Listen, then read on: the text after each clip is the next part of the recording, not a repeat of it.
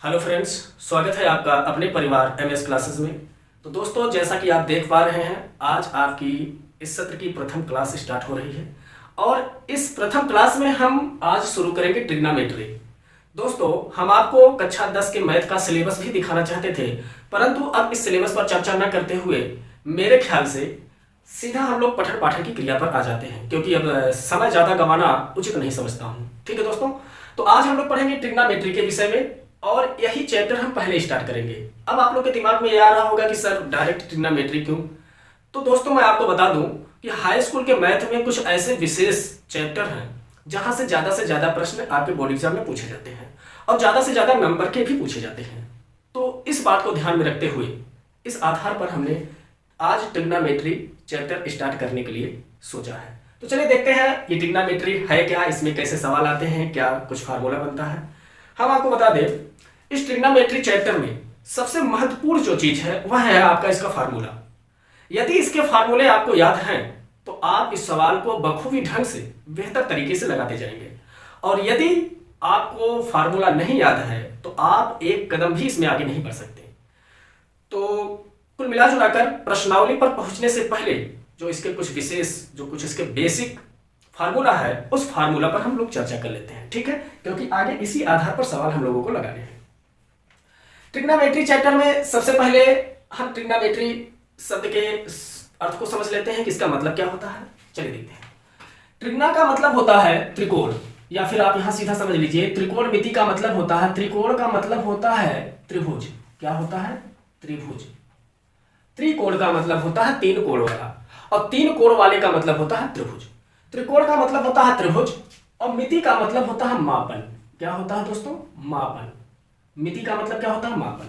अर्थात अब इसके अगर हम शाब्दिक अर्थ पर चले तो त्रिकोण मिति का तात्पर्य होता है त्रिभुज का मापन। अब त्रिभुज का क्या मापन? त्रिभुज के कोण का मापन होगा, कि त्रिभुज की भुजाओं का मापन होगा, कि त्रिभुज के एरिया का मापन होगा, किसका मापन होगा?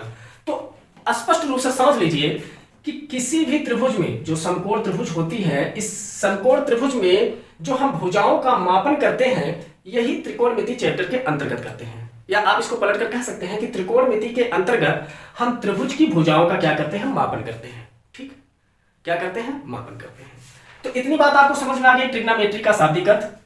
ट्रिग्नोमेट्री का मतलब होता है त्रिकोणमिति, त्रिकोण का मतलब होता है त्रिभुज, और मिति का मतलब होता है मापन।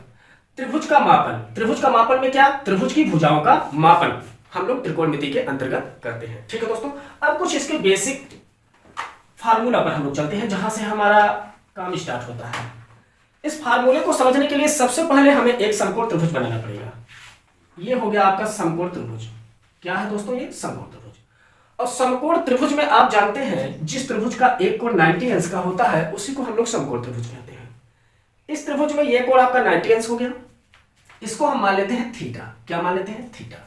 ठीक है, और यदि इसका नामकरण करना चाहे तो आप इस प्रकार से कर सकते हैं ए बी सी। और इस समकोण त्रिभुज में आपको बताया जा चुका है, या फिर अगर नहीं जानते हैं तो जान लीजिए, जो 90 अंश के सामने की भुजा होती है वो कर्ण कहलाती है। क्या कहलाती है? कर्ण। हमने कैसे इसको निरूपित कर दिया? 90 अंश के सामने वाली भुजा आपकी कर्ण कहलाती है, और थीटा के सामने की भुजा आपकी कहलाती है लंब। अब लंब और कर्ण को जो मिलाने वाली भुजा नीचे होती है, ये आपकी कहलाती है आधार। कहने का तात्पर्य यह है कि इस समकोण त्रिभुज में तीनों भुजाओं का जो नाम होता है उस नाम को आपने देख लिया। क्या? ये कर्ण कहलाता है, ये लंब कहलाता है, ये आधार कहलाता है। फिर से एक बार देख लीजिए, 90 अंश के सामने की भुजा कर्ण कहलाती है, थीटा के सामने की भुजा लंब कहलाती है, लंब और कर्ण को मिलाने वाली जो भुजा होती है वो आपकी आधार कहलाती है। ठीक है दोस्तों, अब यहां पर इसके आधार पर हम लोग सबसे पहला फार्मूला जो देखेंगे वो देखेंगे त्रिकोणमिति का आनुपातिक संबंध। ठीक है, त्रिकोणमिति का, त्रिकोण मिति का आनुपातिक संबंध। आनुपातिक संबंध, इस आनुपातिक संबंध में हम लोग 6 प्रकार की फार्मूला देखेंगे। संबंध। ठीक, त्रिकोणमिति के आनुपातिक संबंध में 6 प्रकार की फार्मूला हमें देखना है। एक पहला sine theta, cos theta, tan theta, cot theta, sec theta और कोसेक थीटा। ठीक है दोस्तों, अब इनका मतलब क्या होता है? ध्यान से सुनिए। यदि आप लंब बटे कर्ण, यदि आप इस त्रिभुज से, ठीक, दो भुजाओं का अनुपात का मतलब यदि आप लंब बटे कर्ण, लंब और कर्ण का अनुपात बनाते हैं तो यहां से आपका साइन थीटा प्राप्त होता है। क्या प्राप्त होता है? Sine theta. तो आप इसको अपनी भाषा में कह सकते हैं कि साइन थीटा बराबर होता है आपका लंब बटे कर्ण। क्या होता है? लंब बटे कर्ण। और कॉस थीटा बराबर होता है आधार बटे कर्ण। क्या होता है? आधार बटे कर्ण। टेन थीटा बराबर होता है लंब बटे आधार। क्या होता है? लंब बटे आधार। और कॉट थीटा बराबर होता है आधार बटे लंब। सेक थीटा बराबर होता है कर्ण बटे आधार। और कोसेक थीटा बराबर होता है कर्ण बटे लंब। ठीक, ये आपको याद रहेगा। आपको याद करना पड़ेगा, अगर ट्रिग्नोमेट्री का सवाल लगाना है तो इसको पूरा याद करना पड़ेगा। याद कैसे करेंगे? साइन थीटा बराबर होता है लंब बटे कर्ण, कॉस थीटा बराबर होता है आधार बटे कर्ण, टेन थीटा बराबर होता है लंब बटे आधार, कॉट थीटा बराबर होता है आधार बटे लंब, सेक थीटा बराबर होता है कर्ण बटे आधार और कोसेक थीटा बराबर होता है कर्ण बटे लंब। यदि इस फार्मूले को याद करने में आपको कठिनाई का अनुभव होता है तो इसके लिए एक ट्रिक तैयार किया गया है जो कि बहुत पॉपुलर ट्रिक है, सभी लोग जानते हैं। लाल बटे कक्का। क्या? लाल बटे कक्का। अब ये लाल बटे कक्का का क्या मतलब होता है? लाल बटे कक्का में तीन अक्षरों का यूज किया गया है, एल ए के।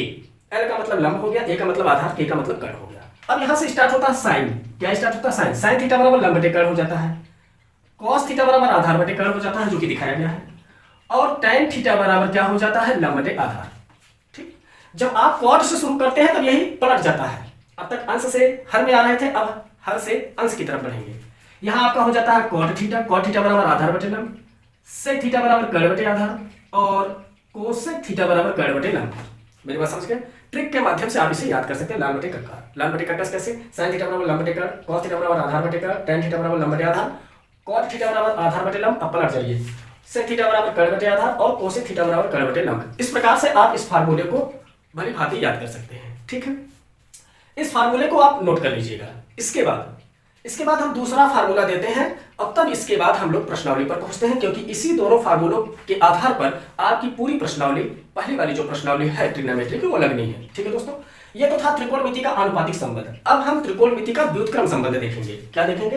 व्युत्क्रम संबंध। चलिए देखते हैं त्रिकोणमिति का व्युत्क्रम संबंध क्या होता है। दोस्तों, त्रिकोणमिति के व्युत्क्रम संबंध में कुछ फार्मूला है, वही आप देख लीजिए। फार्मूला क्या है? साइन थीटा बराबर होता है, इस फार्मूला का प्रयोग बहुत ज्यादा होने वाला है आपके अगले प्रश्नावली में। साइन थीटा बराबर होता है 1 बटे कोसेक थीटा। क्या होता है? 1 बटे कोसेक थीटा, याद रखिएगा इसे। और कॉस थीटा बराबर होता है 1 बटे सेक थीटा। tan थीटा बराबर होता है आपका 1 बटे कॉट थीटा, और इसका एक और फार्मूला होता है, ध्यान में रखिएगा, साइन थीटा बटे कॉस थीटा। इसके बाद हम आगे बढ़ते हैं। अब जैसे जैसे आगे बढ़ेंगे एक दूसरे का विपरीत होता जाएगा, फिर मैं दिखाता हूं, पहले लिख लेते हैं। tan के बाद आता है कॉट। कॉट थीटा बराबर होता है 1 बटे, इसी का उल्टा कर दीजिए, tan थीटा। और इसका एक और फार्मूला होता है कॉस थीटा बटे साइन थीटा, इसको भूलिएगा मत। फिर आते हैं सेक थीटा। सेक थीटा बराबर होता है 1 बटे कॉस थीटा, और आगे अंतिम वाला है कोसेक थीटा बराबर 1 बटे साइन थीटा। आपने यहां पर क्या देखा? व्युत्क्रम संबंध में एक दूसरे के व्युत्क्रम है।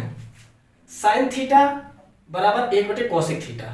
ठीक है, साइन 1 बटे कोसेक, कॉस 1 बटे सेक, देख रहे हैं ना, tan 1 बटे कॉट, कॉट 1 बटे tan।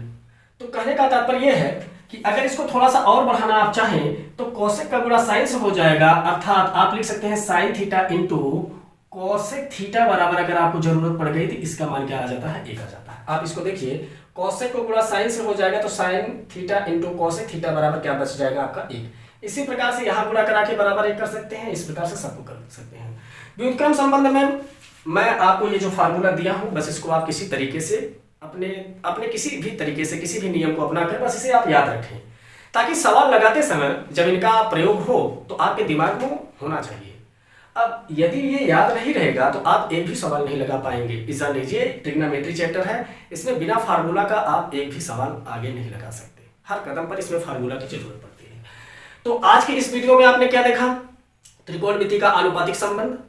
आनुपातिक संबंध में क्या था? साइन थीटा बराबर लंब बटे कर्ण, कॉस थीटा बराबर आधार बटे कर्ण, tan थीटा बराबर आधार बटे लंब बटे आधार, कॉट थीटा बराबर आधार बटे लंब हो गया, सेक थीटा बराबर कर्ण बटे आधार, और कोसेक थीटा बराबर कर्ण बटे लंब हो गया। इसको देखा आपने पहले।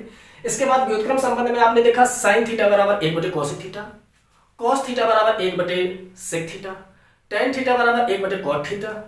उसके बाद एक और फार्मूला होता है कि टेन थीटा बराबर साइन थीटा बटे कॉस थीटा, इसको याद रखिएगा। और कॉट थीटा बराबर 1 बटे टेन थीटा होता है, और इसका दूसरा फार्मूला होता है कॉस थीटा बटे साइन थीटा।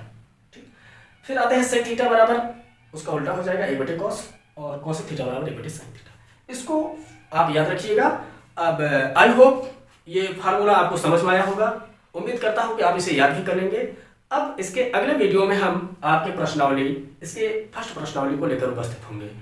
तो उम्मीद करता हूं कि आपको समझ में आया होगा। यदि नहीं समझ में आता है तो वीडियो को एक बार 2 बार और देखिएगा। और हाँ, यदि आपको अच्छा लगे तो इस पर कमेंट और शेयर जरूर कीजिएगा। इन्हीं बातों के साथ धन्यवाद।